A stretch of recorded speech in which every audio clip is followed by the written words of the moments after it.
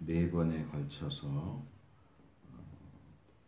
우리의 직분 1절, 2절, 우리의 복음 3절, 4절, 우리의 전파 5절, 6절, 우리의 보배 7절, 그리고 우리의 역설적인 상태 8절, 9절, 이 5개의 단락을 네 번에 걸쳐서 살펴봤습니다.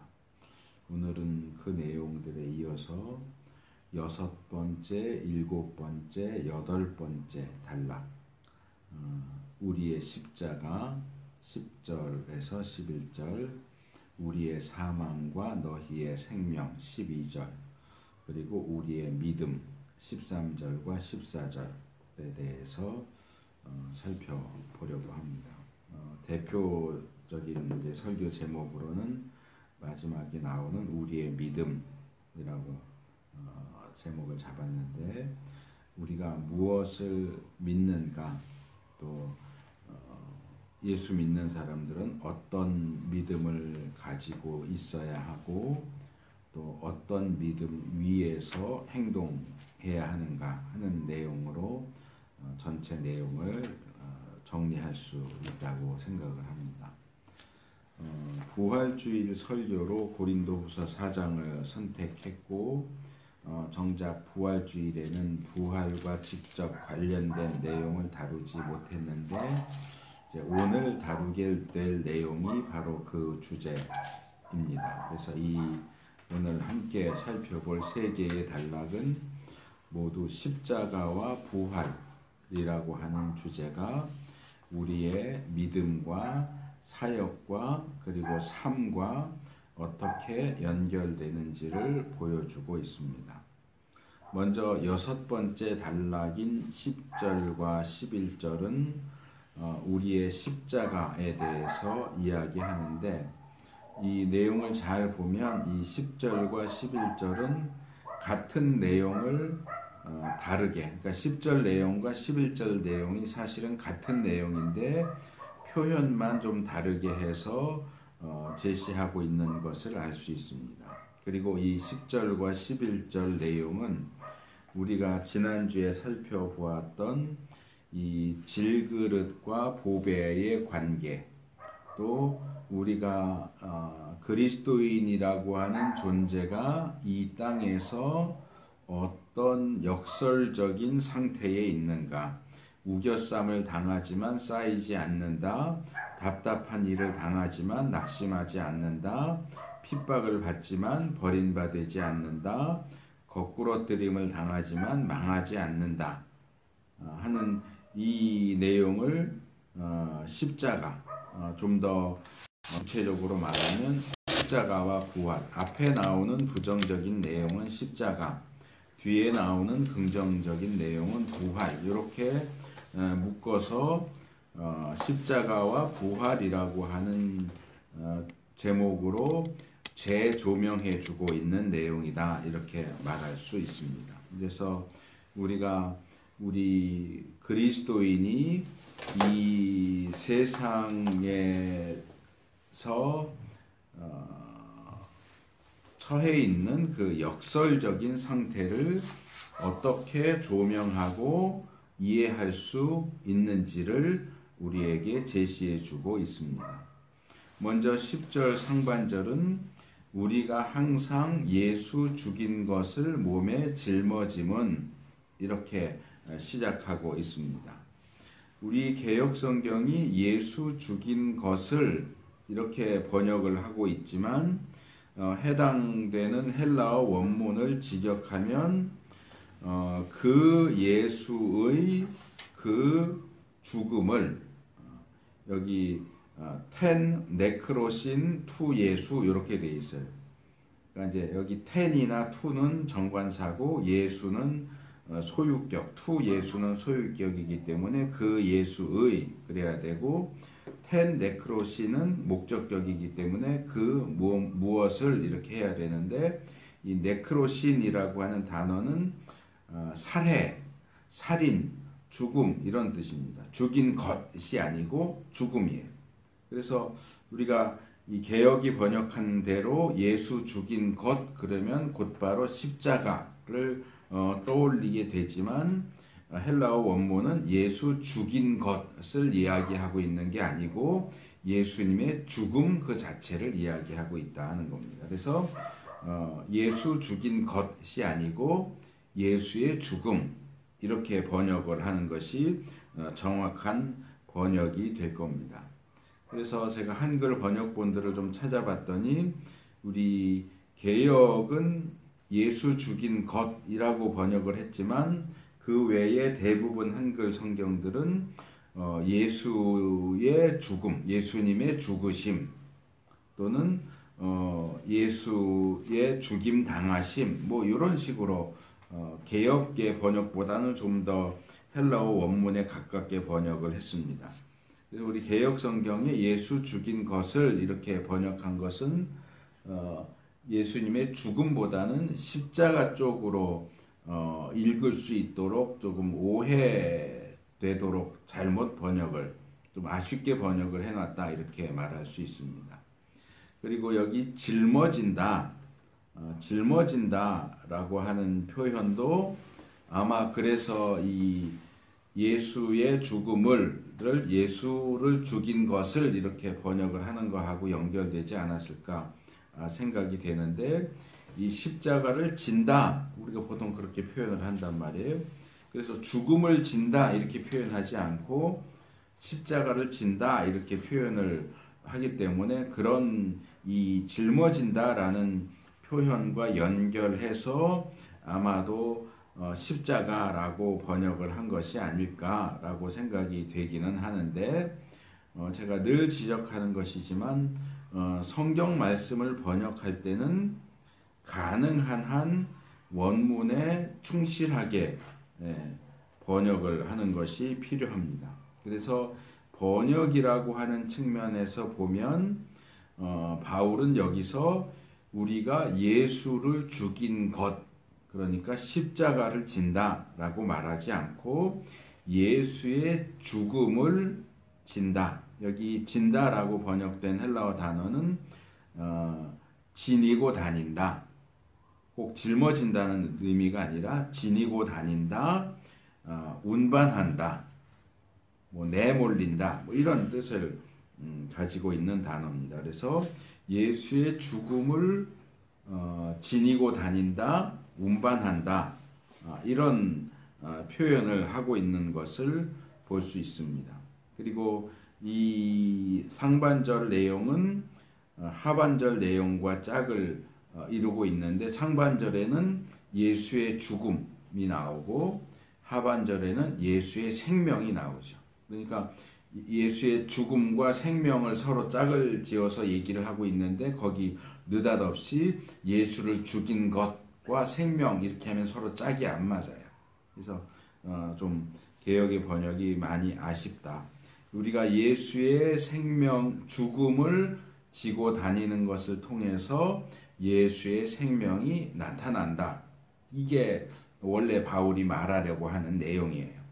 근데 번역적인 측면에서는 제가 지금 지적한 것처럼 십자가 죽인 것이 아니고 죽음이라고 번역을 해야 정확한 표현이 되겠지만 우리가 일반적으로 가지고 있는 어떤 생각들과 연결을 시킨다면 십자가는 곧 죽음의 상징으로 이해가 되기 때문에 십자가를 진다 이렇게 표현을 해도 뭐 크게 문제가 되지는 않을 거라고 생각이 됩니다. 그렇다면 우리가 예수님의 죽음을 또는 십자가를 짊어진다, 지니고 다닌다, 운반한다 하는 것은 무슨 뜻일까요? 이것은 이 글이 쓰여졌을 당시에 이 로마 제국의 지배를 받던 사람들은 누구나 다 쉽게 알 수 있는 표현입니다. 자, 길을 가는데 어떤 사람이 지금 십자가 통나무를 지고 로마 군인들에 의해서 감시를 받으면서 십자가를 지고 가요. 운반하면서 가요. 그건 무슨 뜻이냐? 이 사람 십자가 처형받으러 가는 거예요. 죽으러 가는 거예요. 그러니까 십자가를 진다는 죽는다 그런 뜻이에요. 그러니까 우리가 예수님의 죽음을 짊어진다 또는 십자가를 짊어진다 그 얘기는 죽는다 그 말이에요. 예수님이 십자가에서 죽으신 그 죽음을 우리의 죽음을 통해서 드러낸다 그런 뜻입니다.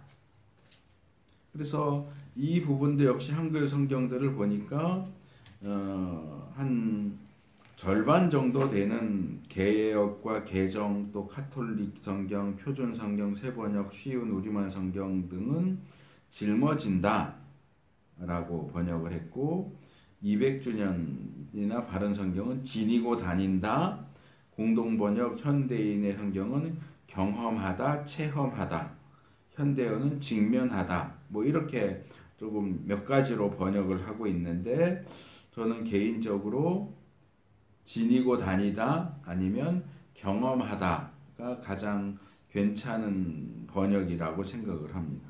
예수의 죽음을 우리가 경험하는 것은 우리가 예수의 죽음을 우리 안에 소유하고 지니고 다니는 것을 통해서 우리가 예수의 죽음을 경험하는 것을 통해서 예수의 생명이 역시 드러나게 나타나게 된다 하는 겁니다. 그래서 계속 지적하는 것처럼 상반절에 나오는 예수의 죽음을 짊어진다 하는 것은 하반절에 나오는 예수의 생명을 나타낸다 하는 것과 짝을 이루고 있고 그렇기 때문에 이 둘을 함께 살펴봐야 됩니다. 그래서 예수의 죽음을 짊어진다가 예수의 생명을 나타낸다 하고 연결되는 것처럼 반대로 예수의 생명을 나타낸다고 하는 것이 예수의 죽음을 짊어진다 하는 것이 무엇을 의미하는지를 제시해 준다고 그렇게 볼 수 있습니다. 그래서 우리의 몸에서 예수의 생명이 나타난다 하는 게 무슨 뜻인지를 알면 우리가 예수의 죽음을 짊어진다 하는 것이 무엇인지도 쉽게 알 수 있죠. 자, 우리 자신 또는 우리의 삶을 통해서 예수님의 생명이 드러나고 나타나게 된다. 그렇게 그 의미를 이해한다면 우리 몸에 예수의 죽음을 짊어진다고 하는 것은 우리 자신과 우리의 삶을 통해서 예수님의 죽음이 보여지도록 만든다 그런 뜻입니다.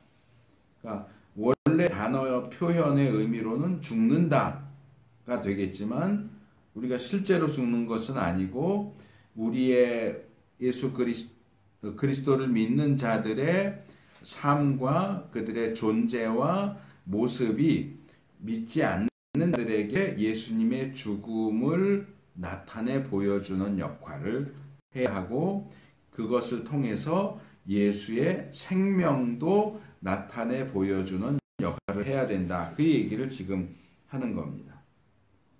그래서 우리가 지금 살펴보는 이 10절 이전에 나왔던 내용과 연결을 시켜서 본다면 예수의 죽음을 짊어진다 하는 것은 결국 8절 9절에서 살펴보았던 사방으로 우겨쌈을 당하고 답답한 일을 당하고 핍박을 받고 거꾸러뜨림을 당하는 것이다 라고 말할 수 있겠죠. 그게 우겨쌈 당하고 답답한 일 당하고 핍박을 당하고 거꾸러뜨림을 당하는 그것이 10절에 와서 예수의 죽음을 짊어진다 라고 표현되고 있는 것이고 그렇다면 예수의 생명을 나타낸다 하는 것은 그러나 쌓이지 않고 낙심하지 않고 버림받지 않고 망하지 않는다를 다르게 표현한 것이다 이렇게 말할 수 있는 겁니다. 그래서 우리가 예수님을 믿는 자로서 또 예수님을 믿는 자이기 때문에 불신 세상과 불신자들로부터 환난과 핍박을 받는 그것이 예수의 죽음을 짊어지는 것이고, 그럼에도 불구하고 죽지 않고 망하지 않고 끝까지 살아남아서 영생과 영생을 누리게 되는 그것이 예수의 생명을 나타내는 것이다. 지금 바울은 그렇게 이야기하고 있는 것입니다. 그래서 10절 하반절로 오면 우리가 예수의 죽음을 짊어지는 것, 지니고 다니는 것, 경험하는 것이 결국은 예수의 생명도, 예수의 죽음이 우리를 통해서 나타난 것처럼 예수의 생명도 우리 몸에 나타나게 하려 함이라, 그렇게 말하고 있습니다.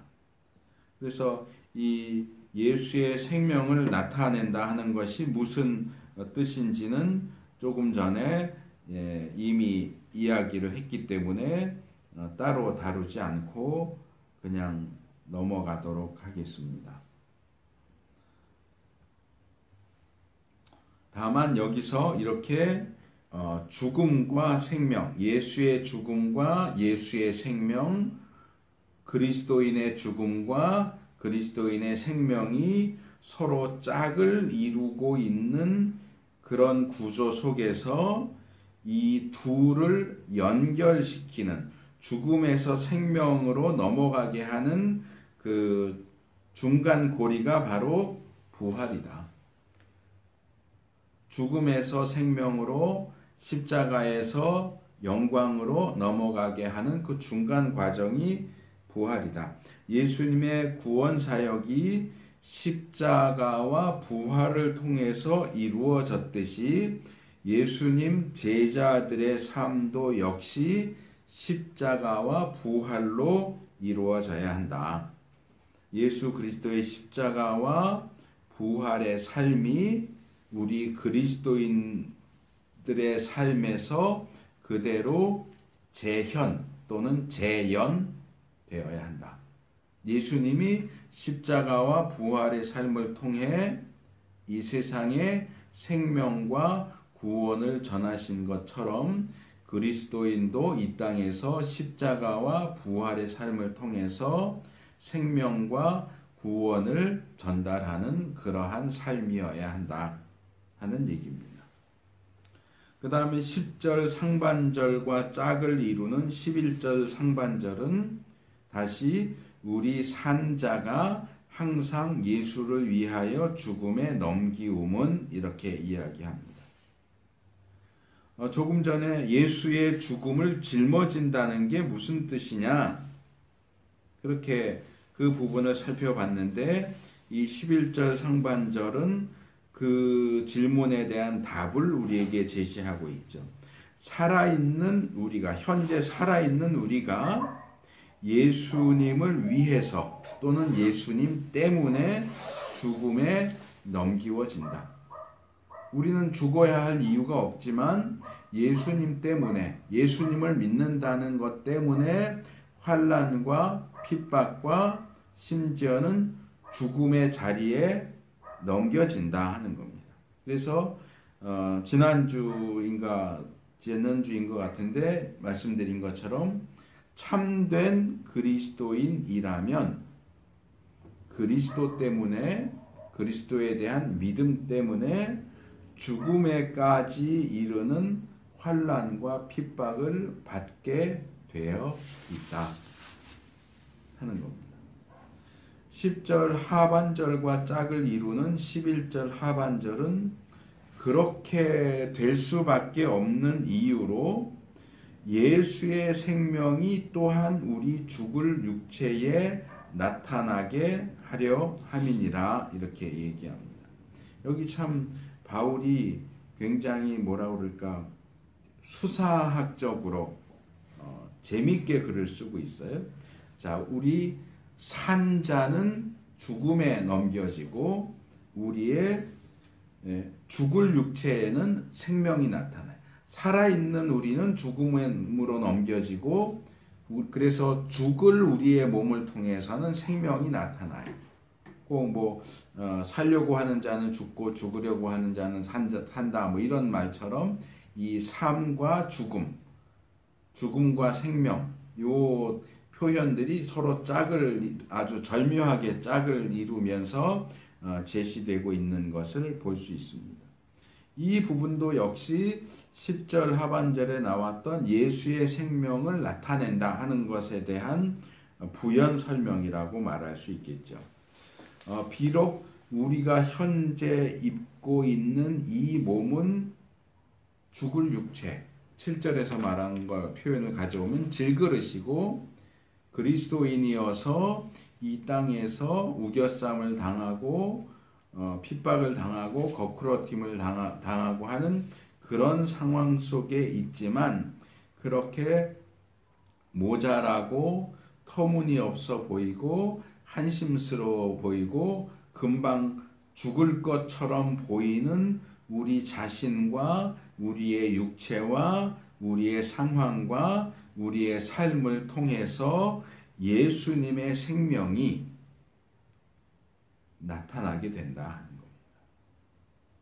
그래서 예전에 몇 번 말씀드렸던 것 같은데 그리스도인이라고 하는 이 단어의 의미는 첫째로는 그리스도의 사람, 그리스도에게 속한 사람 또는 그리스도를 믿는 사람을 가리키기도 하지만 동시에 작은 그리스도,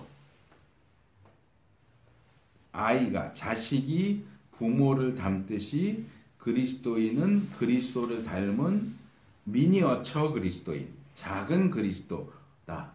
작은 그리스도가 그리스도인이다.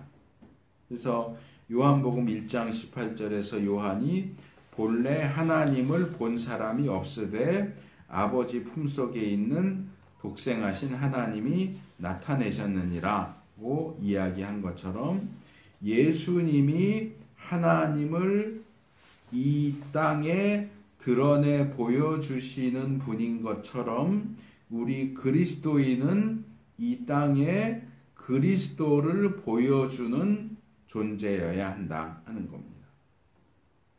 그래서 예수님이 아니고서는 하나님을 알 수 없는 것처럼 요한복음 14장 6절 우리 그리스도인이 아니고서는 불신 세상과 불신자들이 그리스도를 알 수가 없게 되어 있다.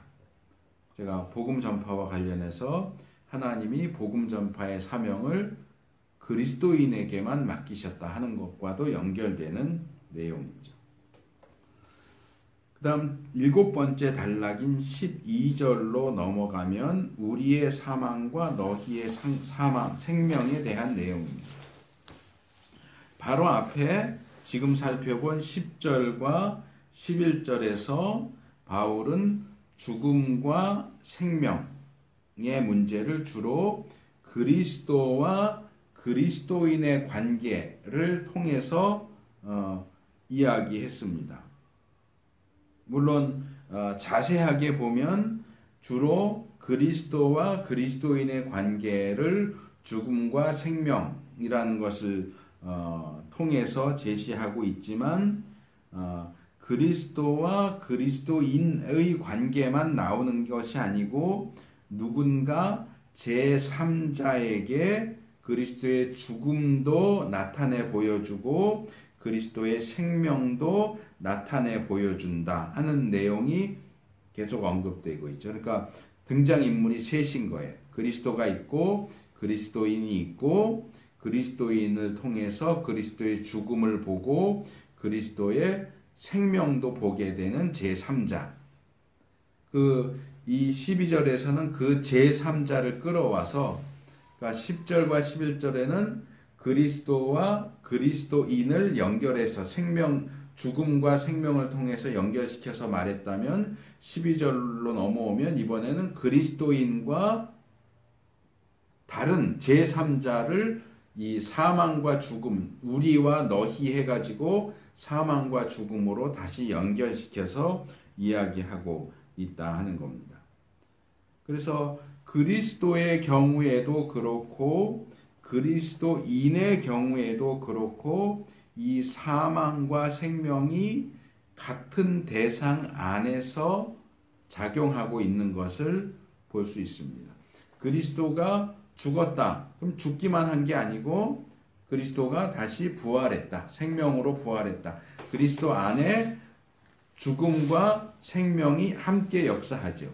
마찬가지로 그리스도인들 안에서도 죽음과 생명이 함께 역사합니다. 그런데 이 12절로 내려오면 바울이 조금 그걸 틀어서 얘기합니다. 그리스도인 안에는 사망이 역사하고 다른 제3자 안에는 생명이 역사한다. 그렇게 얘기합니다. 그러면 그리스도 안에는 생명은 역사하지 않는 거냐? 이건 조금 뒤에 다시 이야기하겠지만 여기서는 일단 사망은 그리스도 안에 역사하고 그것을 통해서 생명이 너희 안에 역사한다. 라는 식으로 지금 현재 다루고 있는 주제를 이 지평을 더 넓혀서 확대시켜서 이야기하고 있는 것을 볼 수 있습니다.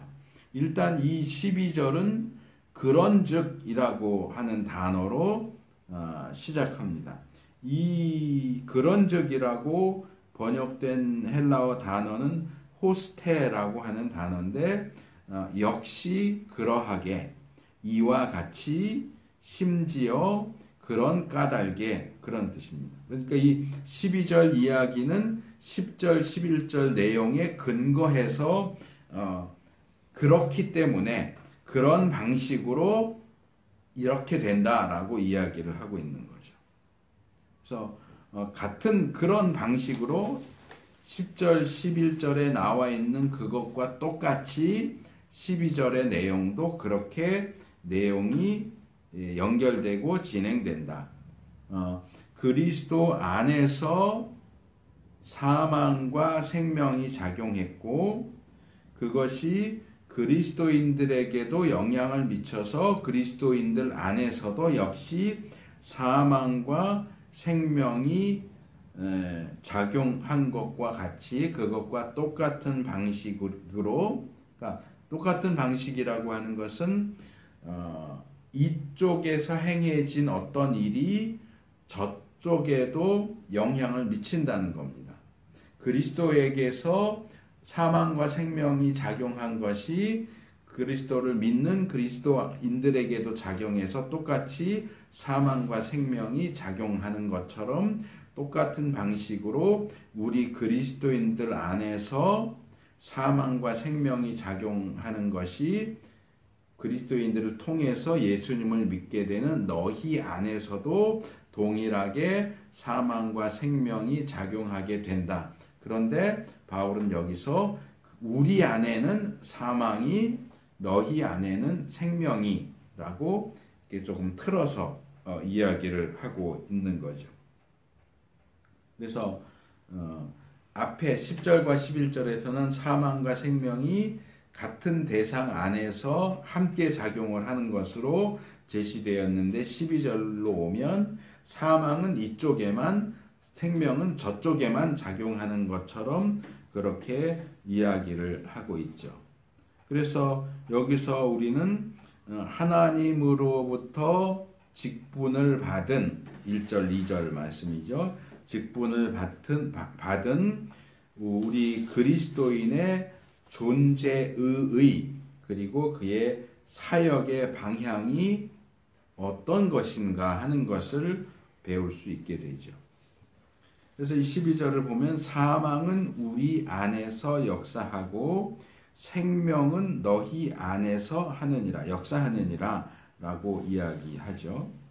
그래서 이 내용은 기본적으로 우리가 예수의 죽음을 짊어지는 것은 예수의 생명을 나타내기 위함이다 하는 10절과 11절의 논리를 따르고 있지만 이 죽음, 사망과 생명이 작용하는 방향과 대상이 다르게 나타나고 있죠. 그래서 일단 본문이 제시하고 있는 기본적인 내용을 정리하면 사망이 우리 안에서 역사하는 것은 생명이 너희 안에서 역사하도록 하기 위해서다. 사망이 우리 안에 역사하기 때문에 너희 안에는 생명이 역사할 수 있게 되었다. 이런 식으로 말하고 있는 것을 볼 수 있습니다.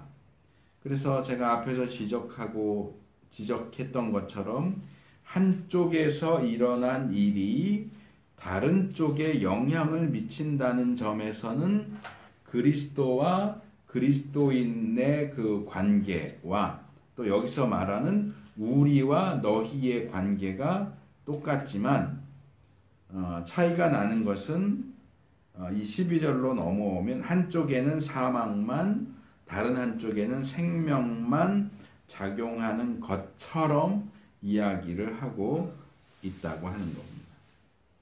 그러면 우리 안에 사망이 역사한다라고 했으면 그럼 그 우리 안에는 사망만 역사하고 생명은 역사하지 않는다는 얘기냐? 우리가 살펴본 10절과 11절 말씀을 보면 그건 아니에요.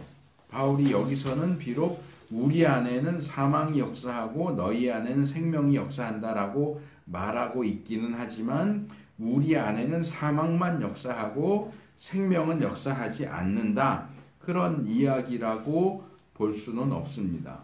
그렇다면 왜 바울은 굳이 그 부분을 빼고 우리 안에는 생명은 역사하지 않고 사망만 역사하는 것처럼 그렇게 이야기하고 있는 것일까? 이 문제를 해결하려면 우리와 너희가 누구냐, 그 정체와 이 둘의 관계가 어떻게 되느냐 하는 것을 살펴볼 필요가 있습니다. 자, 먼저 바울이 말하고 있는 우리와 너희는 누구일까요? 이것은 간단한 문제일 수도 있고 복잡한 문제가 될 수도 있습니다. 간단하게 생각하면 우리는 그리스도인이고 너희는 불신자를 가리킨다. 이렇게 말할 수도 있겠지만 문제가 그렇게 간단하지만은 않습니다. 일단 1차적으로 볼 때 우리는 지금 이 편지를 쓰고 있는 바울과 바울의 동역자들을 가리키는 것이라고 볼 수 있고, 그렇지만 여기서 바울이 우리를 꼭 자기와 자기의 동료들만을 이렇게 가리키고 그 외에 다른 그리스도인은 배제했다고 보기는 어렵겠죠. 또 그렇다고 해서 예수 믿는다고 하고 교회 다닌다고 하는 모든 사람들을 다 포함하는 것이라고 보기도 어렵습니다.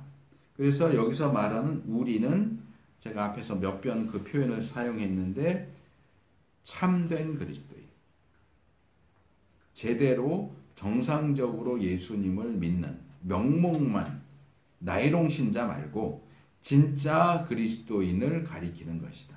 진짜 예수님을 믿어서 예수님의 죽음과 생명을 그 스스로도 경험하고 그러한 모습을 통해서 불신자들 앞에 예수의 죽음과 생명을 드러내 보여주고 그들이 예수님을 믿어서 구원 얻게 하는 그런 사역과 삶을 사는 진짜 백이 그리스도인, 참 그리스도인. 그리고 너희는 1차적으로는 이 편지를 받는 고린도 교인들을 가리키겠죠. 그렇지만 고린도 교인들만을 가리킨다기보다는 고린도에 살던 불신자들이 바울을 통해서 복음을 듣고 믿어서 신자가 된 사람들, 불신자였다가 신자가 된 사람들, 현재는 신자가 되었지만 전에는 불신자였던 사람들을 함께 포괄하는 말이 된다고 볼 수 있습니다. 그러니까 원래는 불신자였는데 믿어서 신자가 된 사람들을 포괄하는 것이고, 그렇다면 이 너희는 현재적으로는 신자지만 과정적으로 볼 때는 불신자였던 때를 포함해서 하는 이야기다. 그러니까 단순히 신자 불신자 이렇게 나눌 수 있는 것이 아니고 우리 믿는 사람이 예수님의 죽음과 생명을 드러내 보여야 할 대상이 누구예요? 같은 신자예요? 물론 그럴 수도 있겠지만 사실 우리가 이 땅에서 그리스도인으로서 예수님의 죽음과 생명을 십자가와 부활을 드러내고 전파하고 전달해야 하는 대상은 사실은 불신자예요. 왜 그렇게 해요? 왜 우리가 핍박을 받으면서까지 복음을 전해요? 왜 우리가 우리 몸에 사망을 짊어져요? 그 불신자들이 생명을 얻게 하기 위해서예요. 그러니까 이 너희는 신자만을 가리키는 게 아니고 우선적으로 불신자를 가리키는 거죠. 근데 그런 대상이었던 그들이 예수님을 믿고 신자가 되었기 때문에 지금 이 너희는 불신자와 함께 신자도 역시 포함하고 있다. 이렇게 말할 수밖에 없겠죠. 그래서 제가 이전 설교에서 여러 차례 기독교의 공공성에 대해서 말씀을 드렸지만 우리가 그리스도인으로서 교회로서 우리의 직분을 수행할 대상은 신자와 불신자 모두를 포함합니다. 하지만 이 본문의 문맥을 고려할 때에 우리가 그리스도인으로서 고난과 죽음을 경험하는 것은 무엇보다도 그것을 통해서 불신자들이 예수를 믿고 구원과 생명을 누리도록 하기 위해서다.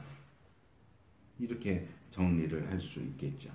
그래서 우리와 너희의 정체는 이렇게 정리를 할 수 있고, 그럼 이들의 관계는 어떻게 되느냐? 신자와 불신자의 관계는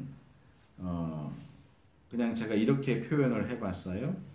사망과 생명이 서로 상호 교류하는 관계다.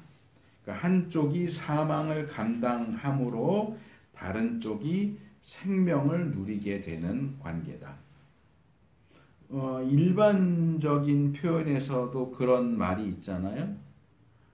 너가 지금 웃을 수 있는 것은 누군가 다른 사람이 울고 있기 때문에 너가 지금 웃을 수 있다.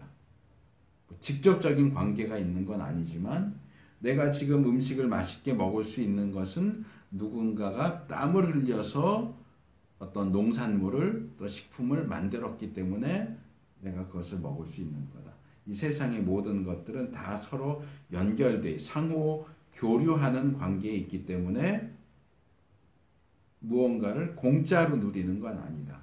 지금 너희가 생명을 누릴 수 있는 이유는 우리가 사망을 받고 있기 때문에, 우리가 사망 가운데 있기 때문에 너희가 생명 가운데 있을 수 있는 것이다.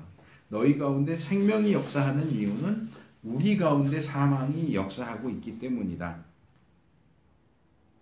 그래서 이 신자와 불신자들 사이에는 사망과 생명이 마치 다람쥐 쳇바퀴 돌듯이 서로 상호 교류하는 그런 관계 가운데 있다.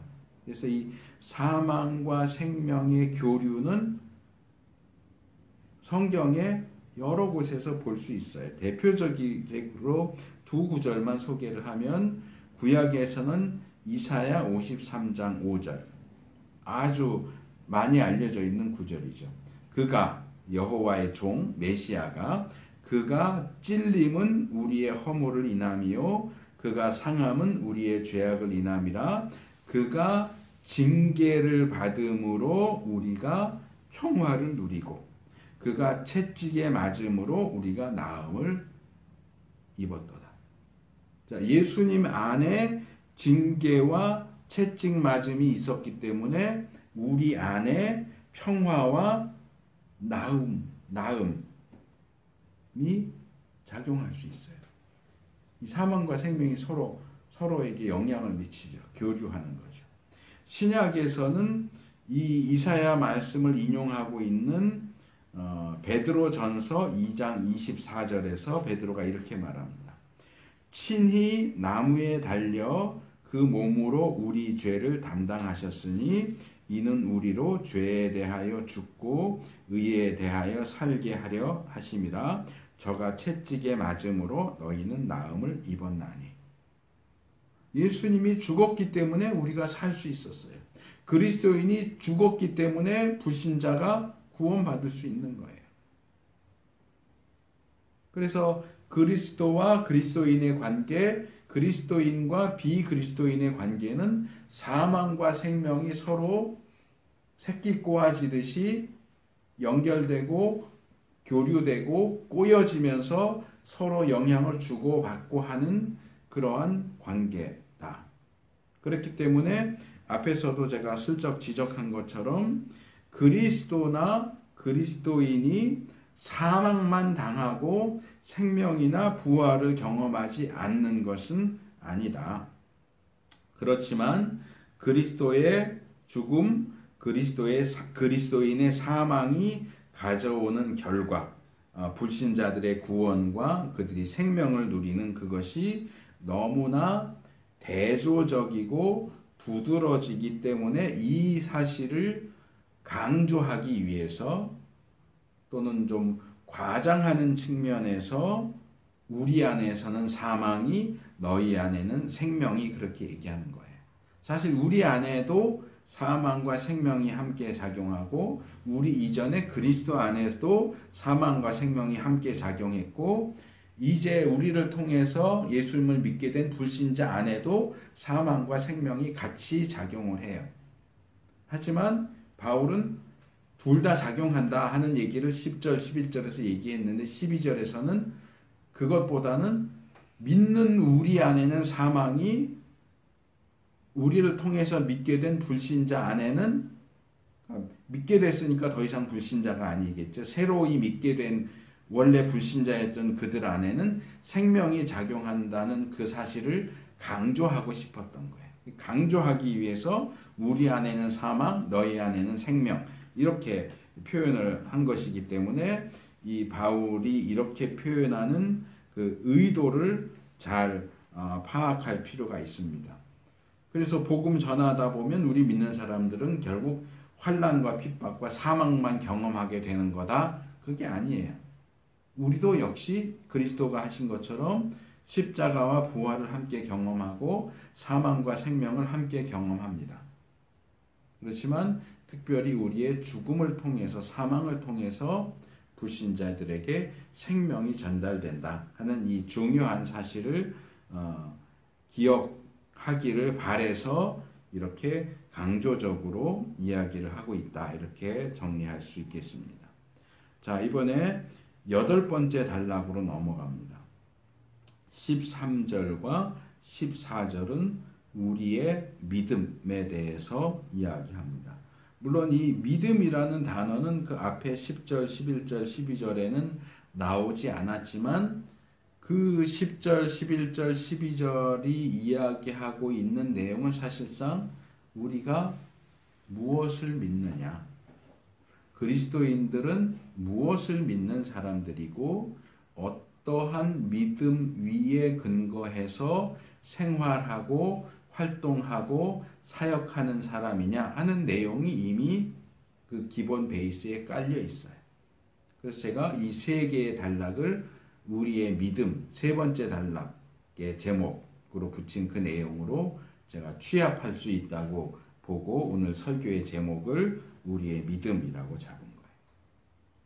자, 여기 갑자기 믿음에 대한 내용이 나오기 때문에 그 앞에서 사망과 생명, 죽음과 생명에 대한 이야기를 하다가 갑자기 믿음이라고 하는 주제로 이렇게 풀쩍 건너뛴 것처럼 보일 수 있는데 이 내용들을 잘 살펴보면 이 믿음은 결국 앞에서 말했던 죽음과 생명, 사망과 생명, 즉 십자가와 부활에 대한 믿음을 이야기하고 있는 것이다 하는 것을 알 수 있습니다. 먼저 13절에서 바울은 자기가 믿음으로 증거한다. 내가 지금 믿음으로 증거한다 라고 이야기하면서 뭔가 좀 새로운 이야기를 꺼내고 있는 것으로 볼 수 있습니다. 그래서 13절 상반절에 보면 기록한 바 내가 믿는 고로 말하였다 한 것 같이 그러면서 구약 말씀을 인용해요. 여기서 인용하고 있는 말씀은 시편 116편 10절 말씀입니다. 거기에는 이렇게 되어 있어요. 내가 믿는 고로 말하리라 내가 곤란을 당하였도다. 이렇게 되어 있어요. 그 중에 이제 상반절만 띄워온 거죠. 근데 이 시편 116편의 내용을 읽어보면 사실상 이 바울이 내가 믿는 고로 말한다 라고 기록한 것처럼 나도 너희에게 믿기 때문에 말한다. 이게 이제 13절이고 14절은 이제 믿기 때문에 말하는 것의 내용이 14절에 나오는데 이 14절에서 말하고 있는 내용은 사실상 시편 116편 말씀하고 거의 상관이 없어 보여요. 그래서 저는 고민하는 가운데 바울이 이 이야기를 하기 위해서 왜 굳이 이 시편 116편 10절 상반절 말씀을 인용하고 있을까? 바울이 이 말씀을 인용하고 있는 것을 어떻게 봐야 할까? 고민하다가 두 가지 가능성이 있겠다라고 나름대로 결론을 내렸습니다. 첫째는 간단한데요. 원래 인용하고자 했던 그 구절 또 그 시편의 내용과 관계없이 내용과는 관계없이 표현만 어구만 그냥 가져온 거죠. 그러니까 시편 116편의 내용은 관심이 없어요. 그냥 거기 나오는 내가 믿음으로 말하였다. 이 표현만 필요해서 표현만 그냥 똑 따온 거죠. 그러니까 내용이 연결이 없다고 상관이 없어요. 표현만 쓴 거다. 이렇게 볼 수 있고 둘째는 이 시편 116편의 내용을 잘 살펴보면 고난 가운데서 구원받는 것. 그러니까 내가 지금 이런 환난과 핍박과 고난을 받고 있는데 결국은 하나님이 날 구원해 주실 거라고 믿어. 이렇게 큰 금방 읽어드린 10절에처럼 내가 큰 곤란을 당하고 있지만 하나님이 나를 구원해 주실 거라고 믿기 때문에 내가 이 말을 한다라고 지금 이 116편 10절에서 이야기하고 있는데 그래서 고난 가운데서의 구원, 그 구원에 대한 믿음을 이야기하고 있는데 이 내용을 앞에서 말한 10절, 11절, 12절의 이 십자가와 부활, 죽음과 생명, 사망과 생명에 대한 메시지와 연결시키면서 반대 방향으로 적용을 하고 있는 것일 수 있다. 좀 설명이 어려울 수 있는데 제가 다시 풀어서 말씀을 드리면 자, 우리가 환난과 핍박, 십자가를 지는 것이 한쪽에 있고 반대쪽에 환난을 당하고 핍박을 당하지만 죽지 않고 망하지 않고 십자가를 지고 죽지만 결국은 부활한다. 사망이 역사하지만 결국 생명도 역사하게 된다. 이렇게 양쪽으로 나누어져 있는데 이 부활하고 십자가를 연결시키려면 어쩔 수 없이 죽음을 얘기할 수밖에 없어요. 왜냐하면 죽지 않는다면 부활하는 것도 불가능하잖아요. 기절했다 깨어났는데 부활했다 그러지 않아요. 진짜 죽었는데 살아나야 부활했다라고 말하죠. 그래서 죽음과 생명, 십자가와 부활은 그런 방식으로 서로 짝을 이루고 있지만 한문 표현 중에 기사회생이라고 하는 표현도 있는 것처럼 죽을 것 같은 환난 가운데서 구원을 받는 것도 넓게 말하면 부활이라고 말할 수 있지 않겠느냐. 그래서 제가 앞에서도 그 설명을 했죠. 예수의 죽음을 우리 몸에 짊어진다 하는 것은 그 앞에 나와 있는 7절, 8절, 9절, 특별히 8절, 9절로 보면 우겨쌈을 당한다, 답답한 일을 당한다, 핍박을 받는다, 거꾸러뜨림을 당한다 하는 것과 연결시킬 수 있다. 실제로 죽지는 않지만 그런 환난과 핍박을 받는 것을 죽음과 연결시켜서 볼 수 있다. 그러면 지금 시편 116편의 시인이 얘기하는 큰 곤란 또 역시 십자가와 죽음과 연결시켜서 볼 수 있지 않겠느냐.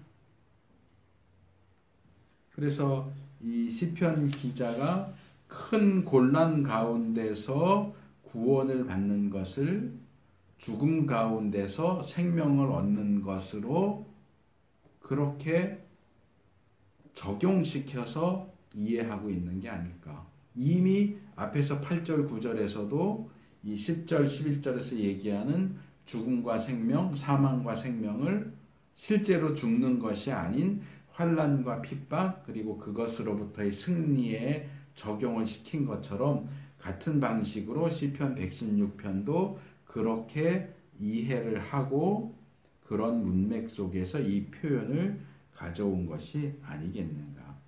그러니까 그렇게 놓고 본다면 바울은 지금 이렇게 얘기하고 있는 거죠.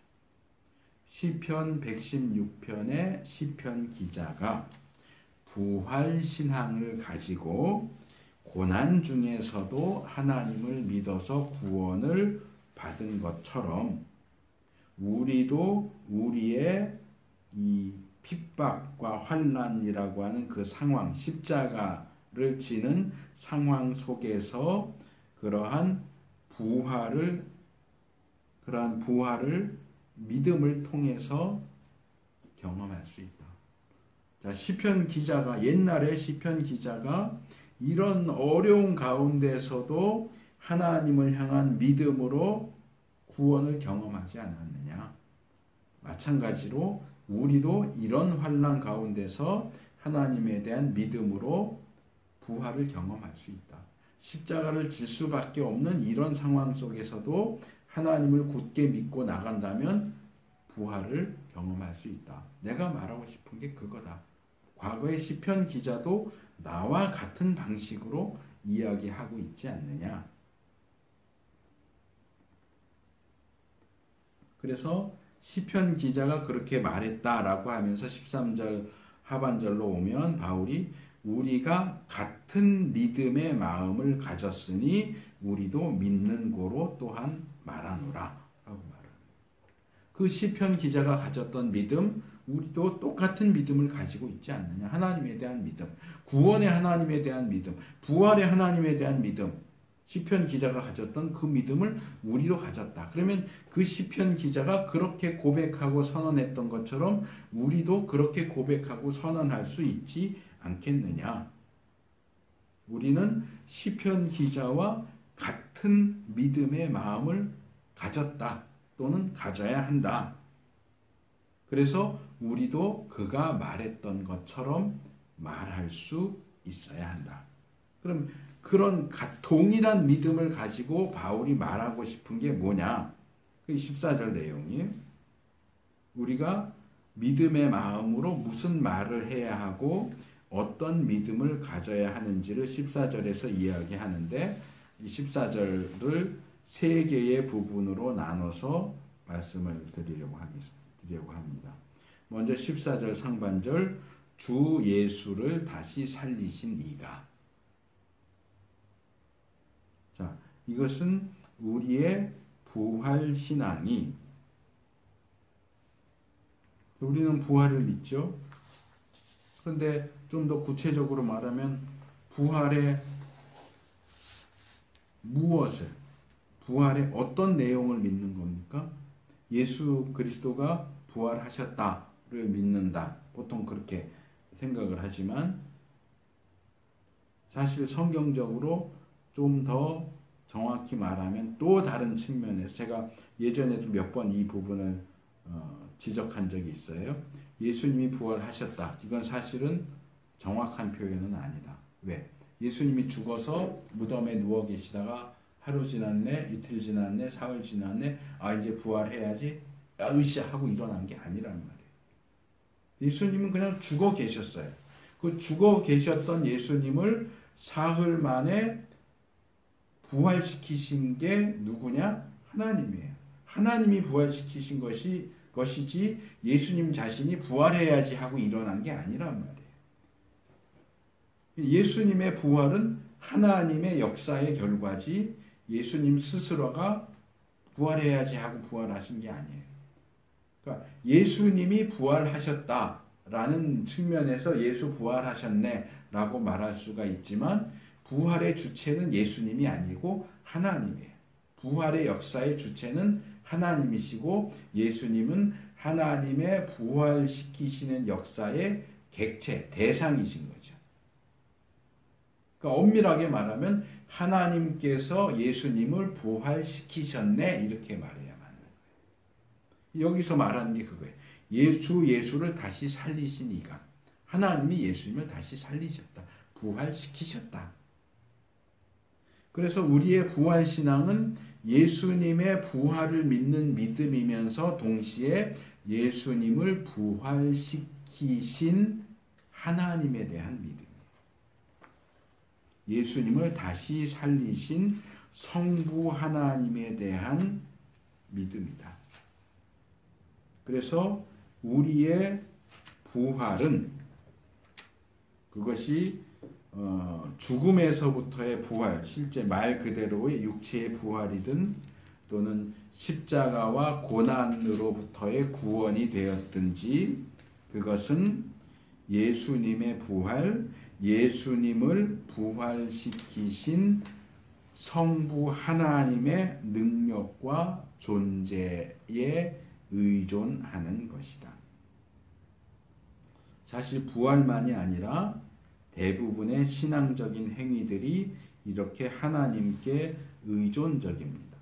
우리의 거룩도, 우리의 영생도, 섬김도, 능력도 모두 우리의 단독적이고 독립적인 방식으로 행해지는 것이 아니라 다 하나님을 힘입어서 하나님이 주시는 것을 가지고 행할 수 있도록 그렇게 되어 있어요. 그래서 우리는 이 사실, 이 원리를 기억해야 됩니다. 그래서 뭔가를 했다고 해서 교만하게 내가 뭔가를 했다 그렇게 나서지 않도록 조심해야 돼요.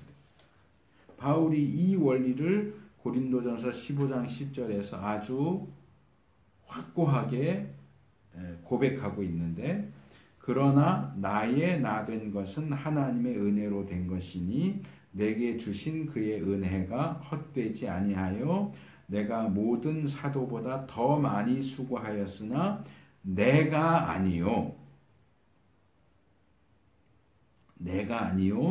오직 나와 함께 하신 하나님의 은혜로라. 자, 우리가 뭘 했습니까? 봉사도 하고 섬기고 헌금도 하고 교사도 하고 직분도 하고 구제도 하고 전도도 하고 기도도 많이 하고 성경도 많이 읽고 가르치고 설교하고 누군가를 도왔고 내가 한 겁니까? 아니요. 그렇게 말하면 안 돼요. 내가 아니요 오직 나와 함께 하신 나에게 은혜를 주신 하나님이 하셨습니다. 라고 고백해야 돼요.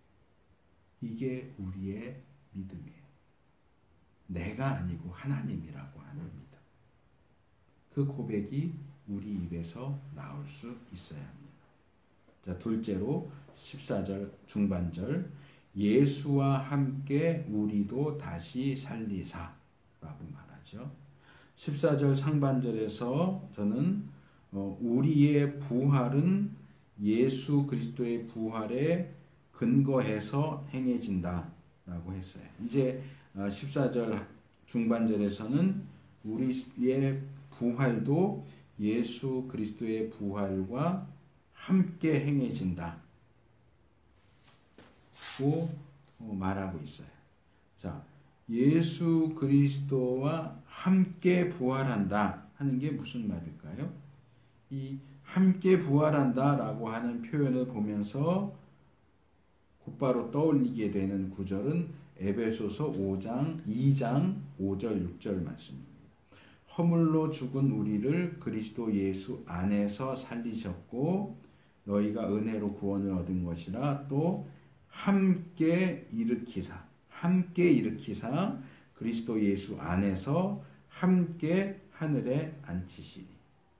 바울은 죽음과 부활과 승천 이 모든 역사가 우리와 그리스도가 함께 경험하는 것이다. 실제로 죽으신 것도 그리스도고 부활하신 것도 그리스도고 승천하신 것도 그리스도예요. 우리는 죽은 적도 없고 부활한 적도 없고 승천한 적도 없지만 우리가 예수님을 믿을 때 예수님과 함께 죽었고 예수님과 함께 부활했고 예수님과 함께 승천했다. 그래서 이 함께 죽음과 부활과 승천을 그리스도와 함께 하도록 만드는 그것 중요한 열쇠가 뭐냐? 믿음이죠. 믿음. 이 믿음을 전제로 한 그리스도와의 연합이 우리가 예수님을 믿을 때 우리가 실제로 죽은 적이 없지만 그리스도가 죽으실 때 함께 죽고 그리스도가 부활하실 때 함께 부활하고 그리스도가 승천하여 보좌 우편에 앉으실 때 우리도 함께 보좌 우편에 앉게 하는 결과를 가져왔다 하는 겁니다. 그래서 바울이 고린도전서 15장 23절에서 부활에 대해서 언급하는 가운데 그러나 각각 자기 차례대로 되리니 먼저는 첫 열매인 그리스도요 다음에는 그리스도 강림하실 때에 그에게 붙은 자요. 여기 붙었다. 그리스도에게 붙은 자는 그리스도를 믿는 자예요. 그리스도를 참으로 믿는 자.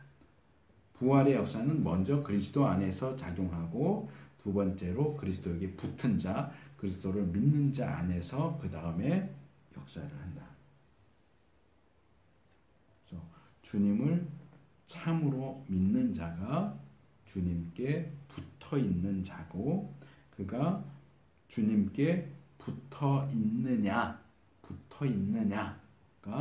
그가 참으로 예수님을 믿느냐를 입증합니다. 입으로는 나 예수님 믿어요 그러는데 예수님께 붙어 있지 않는다면 그 사람은 예수님 믿는 게 아니에요. 이 붙어 있는다 그러면 다시 요한복음 15장 5절에서 예수님이 말씀하신 것처럼 나는 포도나무여 너희는 가지니 저가 내 안에 내가 저 안에 있으면 이 사람은 과실을 많이 맺나니 나를 떠나서는 너희가 아무것도 할 수 없음이니라 하는 말씀하고 연결되죠. 그래서 우리는 스스로에게 내가 예수님을 믿는가 하는 질문을 던지고 그것과 함께 나는 예수님께 붙어 있는가? 나는 예수님 안에 있고 예수님은 내 안에 계시는가? 또 묻고 확증해야 합니다.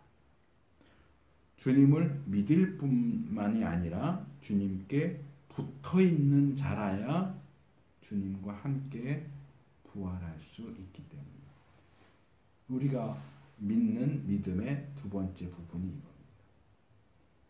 부활의 역사를 행하시는 성부 하나님에 대한 믿음, 예수님을 믿고 그분께 붙어 있어서 주님과 함께 부활할 수밖에 없다는 믿음. 세 번째로 14절 하반절은 너희와 함께 그 앞에 서게 하실 줄을 아노니. 이 마지막 부분이 바울이 믿음으로 말한다 라고 했던 가장 핵심적인 부분, 본론이에요.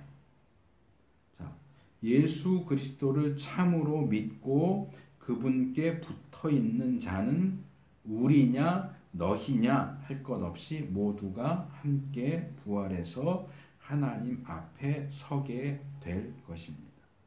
이것이 바로 바울이 그리고 모든 참된 그리스도인들이 가지고 있는 믿음입니다. 우리는 부활할 것이다. 우리는 지금은 십자가와 고난과 환난 가운데 있지만 결국은 부활할 것이고 생명을 얻을 것이고 하나님 앞에 함께 서게 될 것이다 라는 믿음. 이것과 비슷한 얘기를 바울이 에베소서 2장 14절에서 18절에서 아주 위대하고 놀라운 선언을 하고 있어요. 우리가 귀 기울여서 들어야 할 가치가 충분한 말씀입니다. 좀 길지만 읽어드리겠습니다. 에베소서 2장 14절에서 18절입니다. 그는 우리의 화평이신지라 둘로 하나를 만드사, 우리와 너희죠. 신자와 불신자, 유대인과 이방인, 유대인 출신 그리스도인과 이방인 출신 그리스도인이에요.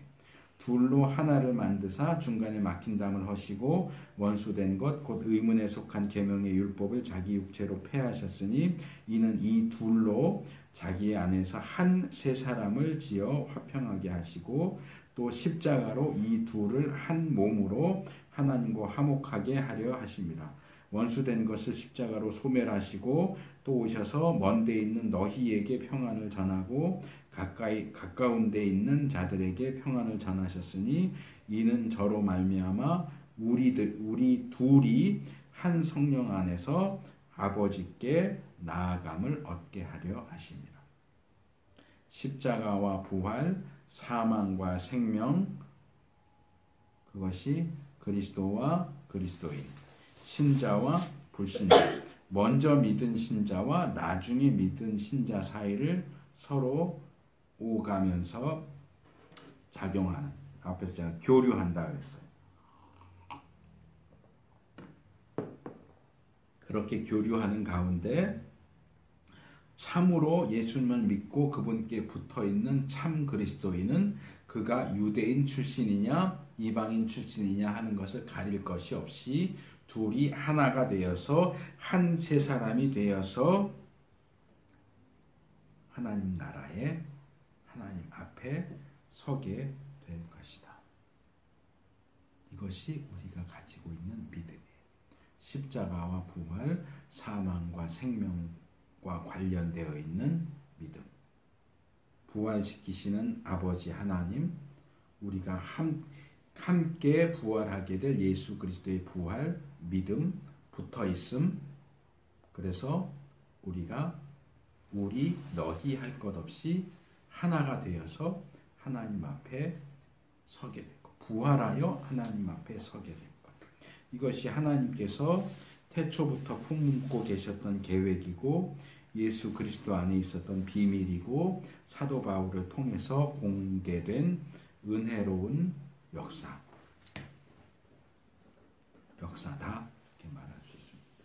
자, 오늘 살펴본 내용은 이런 하나님의 계획이 어떤 방식으로 그리스도와 그리스도인, 그 다음에 신자와 불신자 사이에서 십자가와 부활, 사망과 생명의 상호작용, 상호교류를 통해서 진행되고 이루어지는지를 보여주고 있습니다.